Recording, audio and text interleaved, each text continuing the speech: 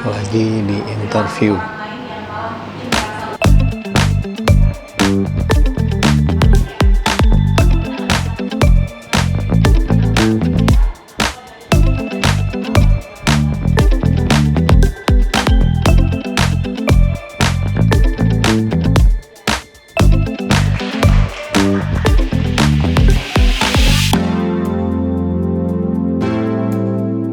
Kenapa kita balik ke Jakarta? Kita Kenapa? balik ke Jakarta karena mau bawa mobil ke Bali. Kan Nah, kita itu. mau tinggal di Bali. Tinggal di Bali. Terus tadinya mau cita-cita cari mobil di sana.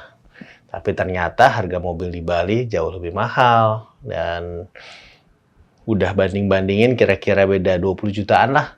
Karena kan kita cari mobil bekas ya. Karena mungkin karena harga jual di sana juga lebih mahal. Kan pusatnya Iya. semua Jakarta, ada ongkirnya ke sana kalau kita belinya di sana. Plus KTP gue kan masih KTP DKI, jadi kalau ke sana balik namanya tuh susah gitu loh. Costly banget lah. Pokoknya udah banding-bandingin bisa beda 20 jutaan gitu. Akhirnya oke, baiklah. Kita cari mobil di Jakarta dan kebetulan akhir tahun lalu cari-cari ketemu yang oke banget gitu loh. Dan oke banget, kenapa berasa oke banget dan kita beli mobil nggak berasa kayak beli mobil sebenarnya, karena waktu sebelum kita jalan ke Bangkok itu kan gue jual mobil. Sebelum pergi, mobil kita jual dan duitnya titip ke bokap. Titip, ya pokoknya gue bilang nanti titip aja, pas balik kan kita butuh mobil lagi. Jadi udah punya tabungan di sini buat ambil mobil lagi gitu loh. Ya udah, akhirnya benar. Pas kemarin kita ke Bali tadinya kan mau kalau dapat di sana ya mau minta duitnya untuk beli di sana ya, tapi ternyata dapatnya di Jakarta. Jadi udah kontak-kontakan cari di OLX seperti biasa, cari yang murah meriah dan kebetulan dapat yang kondisinya bagus banget, tahunnya jauh lebih muda dengan kilometernya yang sangat sedikit. Terus minta tolong bokap untuk check-in dan ternyata bagus, ya udah langsung diambil gitu. Jadi nambah sedikit lah dari yang waktu itu kita jual. Oke lah, masih. Jadi sekarang kita punya mobil dan sekarang kita ngambil mobil untuk Balik ke Bali. balik ke Bali. Kita rencana balik ke Bali dalam minggu depan. Kembali road trip. Jadi selama di sini pun akhirnya diusahakan kerjaan undangan-undangan yang ada, kerjaan jadinya undangan-undangan yang ada didatengin gitu. Jadi sebenarnya kita 2 minggu ini memang karena komunitas kita banyak di sini, jadi ya kita sibuk-sibuk catch up sana sini gitu loh, ketemu teman, ketemu mana sebelum kita balik lagi ke Bali. Dan tadi hari ini Michelle baru saja diinterview dan dinobatkan sebagai perempuan gagal. Interview buat apa sih? Hah? Buat Perempuan gagal. organisasi kan?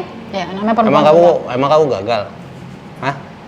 Siapa sih yang Pernah punya gagal. project? Siapa yang punya project? Yang punya project siapa? Ibu Kayu Kartika Dewi. Oh, kirain ini.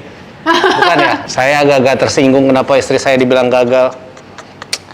Pertama-tama mohon maaf lahir batin ya kepada Bapak Andri ini. Belum lebaran ini, Bu. Belum lebaran. Oke. Mau Ramadan.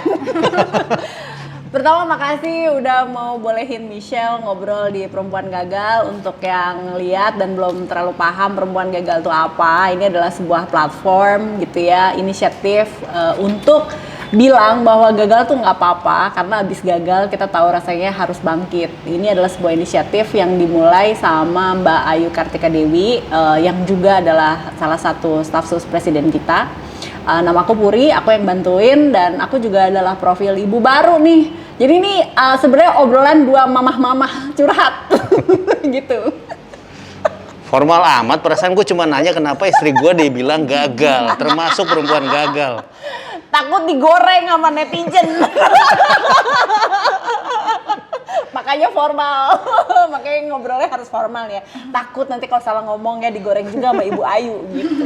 Oke, jadi ini bisa ditonton di mana video-video dari Perempuan Gagal ini? Iya, nanti akan upload di YouTube Perempuan Gagal dan juga akan ada versi podcastnya di Spotify. Carinya? Di Perempuan Gagal juga. Cari aja perempuan channelnya, gagal. search. channel YouTube-nya. Perempuan gagal. Oke. Baiklah. Bukan perempuan gagal, perempuan terinspirasi. Lah, Inspirasi itu kan 22 wanita. Gelar aja inspirasi 22 wanita apa ya 22 wanita yang menginspirasi gitu. Tapi nama organisasinya perempuan gagal. Bukan akunya perempuan gagal. dinobatkan. Ya habis kan itu ya catchy juga sih.